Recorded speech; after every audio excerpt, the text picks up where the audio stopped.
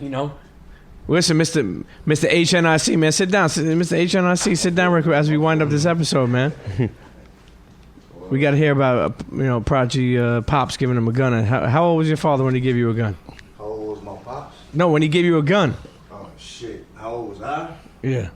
Like 7, something like that. What's up, man? What's going on? Okay. What's up, y'all? Okay. You know Noah? Yeah. It's Rob. Yeah. Headphones behind you, homie. Hell yeah. But, we were just talking about, parenting and, just winding down this episode. But even with Prodigy, Prodigy, thanks for stopping by. No problem. When Pop showed you a gun, at what age was that? I mean, he was showing me guns all my life. But around that age, he was trying to scare my uncle. Because my uncle did some bitch-ass nigga shit. So he was like, yo, watch this shit. He was like, yo. Hey, we went to my uncle's crib. We in the basement. He's shooting at a fucking garbage can. And he's showing me how to do it. But he just did it to scare my uncle, like, you know what I'm saying? And how old were you? I was like 7. Man, 7 years old. Yo, you have a daughter, right? Yeah, I have a daughter. She's 18. Yeah. When you first had her, you were touring or, When I first had my daughter was 1999. So, yeah, we was touring heavy. Yeah. Hell yeah.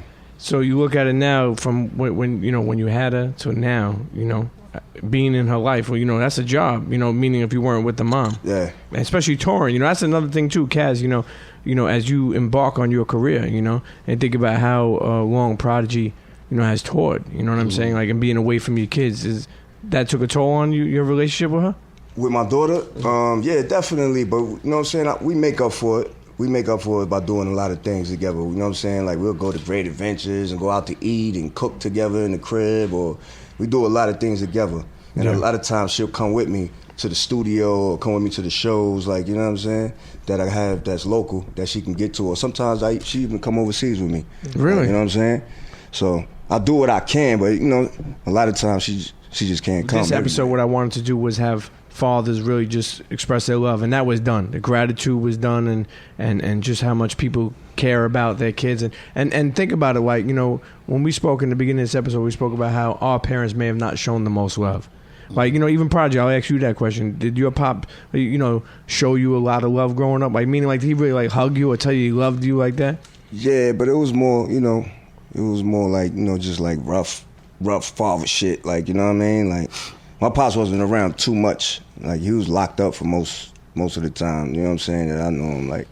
But when the times when he was around, it was real, like, discipline. But he would show me love, too, though. Search for that love any place else. Amen. That's it. What about you, P? Yeah, I mean, it's tough. You're going to go through struggles raising a kid, man. My son is 21. My daughter's 18. You know what I mean? So, me and my son be about to fight a lot. You know what I'm saying? Like, that's real. You know what I'm saying?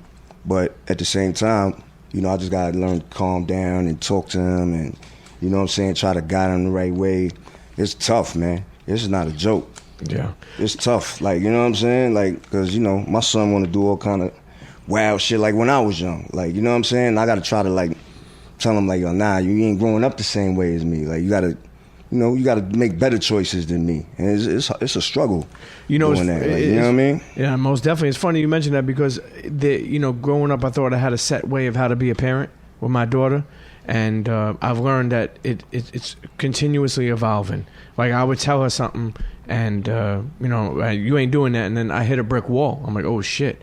And what I learned too is not to judge her so much no more. Like, meaning, like, my daughter used to come up and she'd be like, hey, I think I want to join volleyball. And, just being this, humorous guy, I'd be like, oh, now you want to join volleyball? You're worried about your nails and stuff like that. They're going to break and stuff. Right. So I learned to stop doing that and just be like, okay, I'll sign you up. Right. Like, go with the flow with them. Right. You know what I mean? Instead of, like, judging them like, yo, you were never doing this before, or you didn't want to do that. And I tried to tell you this for 5 years, I learned to stop that because you eventually hit a brick wall. And, the way of communicating with kids, it changes, evolves, as we get older, But that's important. Yeah. I mean, especially with the girls, raising the girls, like, a father raising a girl, it's like, you got to have a lot of patience, and you can't have them scared to talk to you. Sure. You know what I'm saying? I don't want my daughter to be afraid to tell me anything, talk to me about anything, like, you know what I mean? So that's one of the main things that I focus on, making sure that she's not afraid to talk to me about whatever it is. Sure. You know what I'm saying? Sure.